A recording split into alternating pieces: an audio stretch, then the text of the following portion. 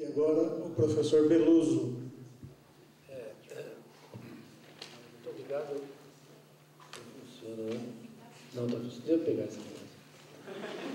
Isso aqui é melhor, né? Isso aqui é mais tosco. Eu estou cada vez mais a favor das ideias antigas, né?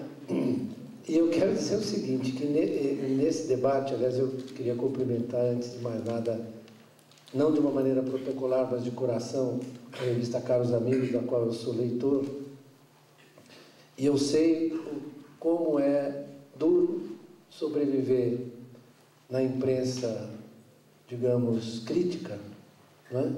No Brasil de hoje, né? Duro conseguir o anúncio, né? Os mídias torcem o nariz para nós, né? Porque eles nos consideram um tanto quanto inconvenientes, né? Os publicitários. Tenho muitos amigos publicitários, mas eles nos consideram inconvenientes. Ah, vocês publicam 3 capas com o Gilmar Mendes, né?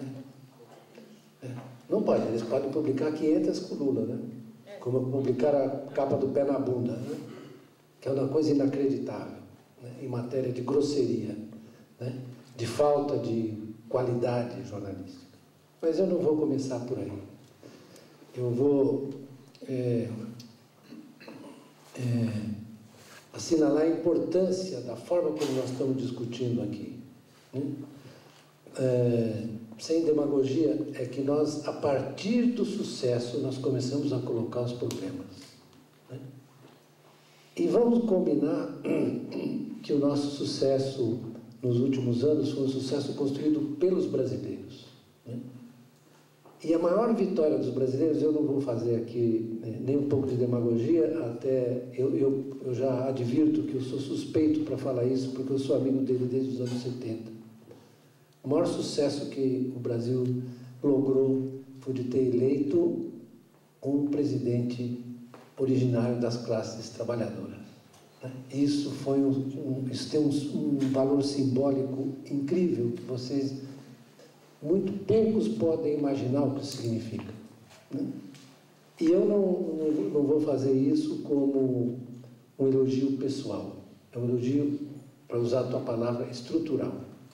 Porque poucos países tiveram essa aventura, a Polônia teve, mas não conseguiu levar adiante, tiveram essa aventura de eleger um líder popular que deu certo, com todas as contradições, como diz aqui, com todas as contradições, todos os problemas que surgiram a partir da sua gestão.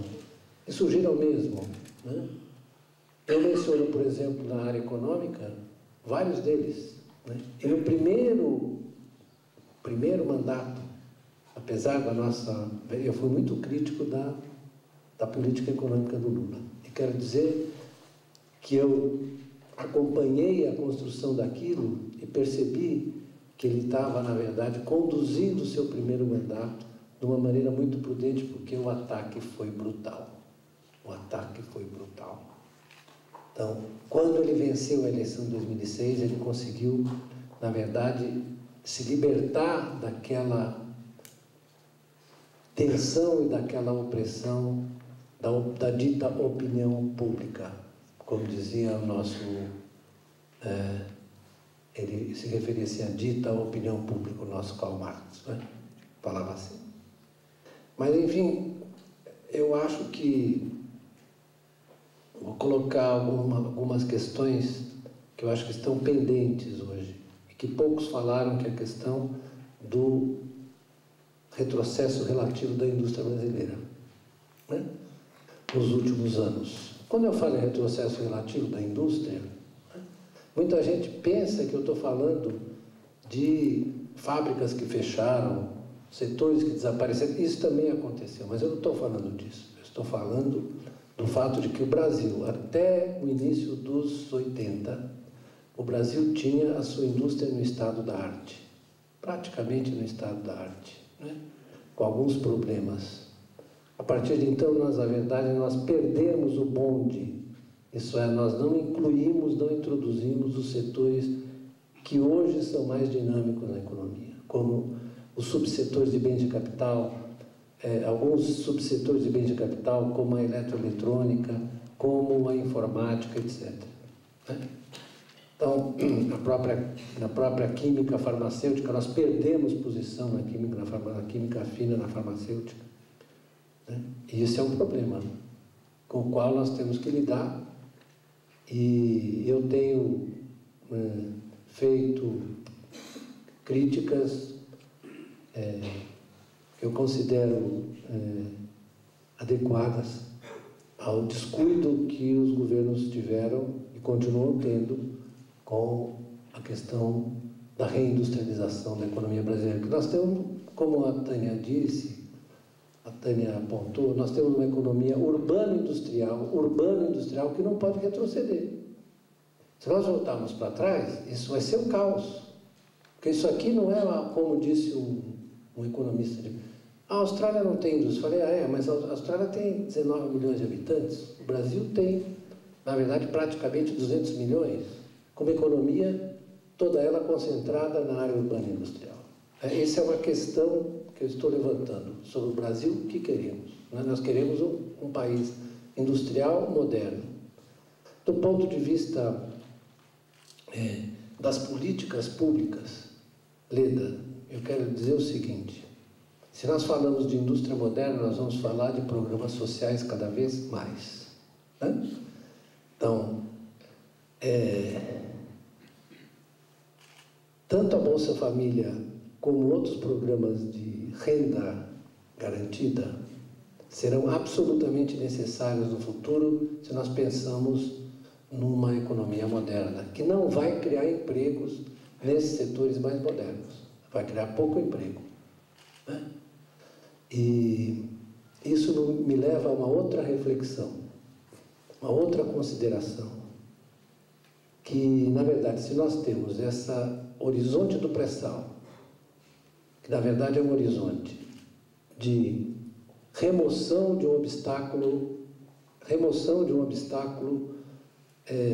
tradicional da economia brasileira, que é a crise do balanço de pagamentos. A primeira coisa que o pré-sal vai fazer é remover a crise do balanço de pagamentos. Tudo bem, isso é o elementar. Né? A segunda é que ela vai gerar recursos, e eu estou inteiramente de acordo com a Tânia, inteiramente, que o Brasil não pode submeter à mesquinharia dos seus particularismos, e os recursos do pré-sal têm que ser administrados como se ele fosse um recurso não renovável dos brasileiros. Não é do Estado do Rio de Janeiro, nem do Estado de São Paulo, nem de ninguém. Isso tem que ser administrado do ponto de vista do interesse dos brasileiros, ou seja, tem que ser colocado na melhoria daquilo que todo mundo discute, mas ninguém faz, que é a questão da educação pública, que é a questão da ciência e tecnologia, que é a questão da elevação do nível, e mais que isso, da elevação do nível cultural dos brasileiros. E aqui eu vou levantar uma questão relacionada com os direitos. Eu vou lembrar aqui uma frase que eu sempre repito do filósofo Theodor Adorno, que diz: não existe liberdade sem compreensão. E nas entrevistas que eu estava dando aqui, eu estava dizendo para os meus entrevistadores que eu não vejo a sociedade brasileira, quer dizer, o meu desejo, a sociedade que eu desejo, não é nada parecida com uma sociedade rica e estúpida. Nós temos exemplos disso, eu não preciso explicar para vocês de quem eu estou falando. Né? Nem vou mencionar, porque eu preciso tirar visto, é capaz de ter não me dar. Eu preciso levar minha filha que quer ir para Nova York, eu preciso tirar visto. E eu não vou lá desde 93, porque eu me recuso a ir, mas minha filha agora insistiu, né? Eu tenho que ir. Então, eu não preciso dizer de quem eu estou falando. Então, isso é uma tragédia, né? É uma tragédia que nós estamos observando, uma tragédia social. Não é uma tragédia econômica, é uma tragédia social e cultural. É uma sociedade que evoluiu, quer dizer, quem na verdade estuda e acompanhou, eu sou obrigado a fazer isso por razões profissionais, acompanhou, não é? a história da sociedade americana no século XX, que produziu aquele movimento maravilhoso do New Deal, né, sob a liderança, na minha opinião, do maior estadista do século XX, chamado Roosevelt, né, que era um aristocrata, mas na verdade que vergastava as classes dominantes endinheiradas a ponto de colocar o JP Morgan praticamente na cadeia, né? Então, esse sujeito que tinha essa grandeza, né, representava um tipo de cidadão americano que foi desaparecendo com a prosperidade. Foi desaparecendo com a prosperidade.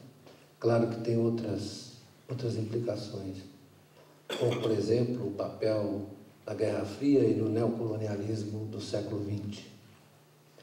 Mas o que eu queria chamar a atenção é que o que me preocupa muito nesse momento é que a gente fala em educação e não fala na relação entre educação e cultura. E cultura. Então, eu estava falando do emprego, viu, Leda? Dos empregos, viu, Leda? Sabe que o governo, na verdade, na minha opinião, a partir das liberdades que são concedidas fiscais e de balanço de pagamentos pelo pré-sal, o governo devia ter um programa, né, de criação de empregos na saúde, na educação e na área cultural. Porque o povo brasileiro tem um potencial invejável nesse particular, na capacidade de criar. Falta só abrir espaço para que eles se manifestem, para que eles criem, né? Eu defendo abertamente que uma parte importante do orçamento seja destinada a essas áreas, para que nós tenhamos uma sociedade mais igualitária, né, mais próspera e culturalmente mais rica. Porque o que nós estamos observando hoje no mundo, e o Brasil está no momento de fazer a escolha contrária, que estamos observando no mundo, é a liquidação que está observando hoje na Grécia. Vocês mandaram os caras para a Grécia, né? Muito bem. O que nós estamos observando na Grécia? Nós estamos observando, na verdade, a submissão, né, de um povo inteiro, e as histórias são dramáticas. Hoje mesmo eu li no El País uma coisa que eu fiquei assim emocionado. Os pais entregam os filhos para o Estado porque eles não podem criá-los. O que é isso, né? Por isso é que eu acho que é importante a compreensão. O que é isso? Isso, na verdade, é a submissão da vida humana, da vida do cidadão, né, aos ditames da acumulação abstrata de riqueza. É isso que é o capitalismo. O capitalismo é isso, quando você entrega o cidadão ao movimento dessas engrenagens autorreferenciais, né? Se você ouve o discurso, né, do primeiro-ministro da Espanha, do presidente do Conselho da Espanha, ou dos conservadores gregos, ou da senhora Merkel, né? Aliás, a Alemanha é useira e vezeira em fazer essas coisas. Nos anos 30 fez a mesma coisa, o resultado foi o que foi, não é? Não preciso explicar para vocês o que aconteceu, né? Porque eles quiseram seguir as regras do orçamento equilibrado e, né, da austeridade, né? Em 33, o resultado foi aquele que a história registrou, né? E o que eu estou dizendo é que na Grécia, assim como na Espanha, a ideia de que você tem que se ajustar a esses ditames que são autorreferenciais e são impessoais e são, na verdade, mecanismos absolutamente desumanos, inumanos, mais que desumanos, são inumanos, né? E é isso que está colocado agora para toda a humanidade. Será que nós vamos retomar o controle? Porque a humanidade já fez isso, quer dizer, a humanidade. Uma boa parte, né, da da humanidade, né? Aquela que sofreu as agruras da Segunda Guerra Mundial, na posteridade da Segunda Guerra, o que fez? Construiu sistemas de direitos sociais, econômicos, etc., que produziram, sim, maior igualdade, garantiram a liberdade dos cidadãos. Nunca houve tanta liberdade na Europa como no pós-guerra. Nunca houve tanta liberdade de opinião e de expressão como no pós-guerra. Por quê?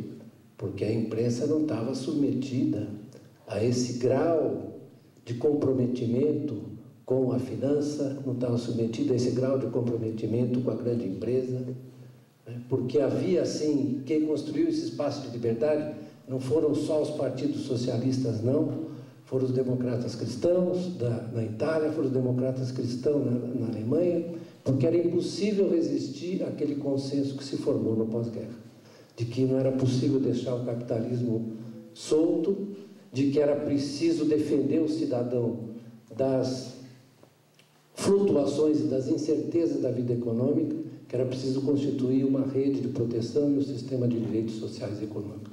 E é isso hoje que está em questão, né? Então nós temos que olhar para isso e nós temos que valorizar sim o que nós conseguimos.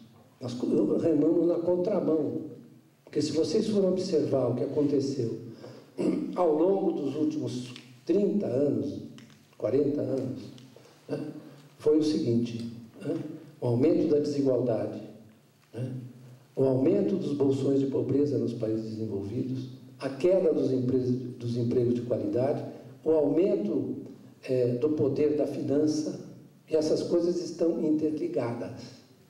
Eu anotei aqui até, quando alguém estava falando, o seguinte: a crise financeira, né, ela revela o quê?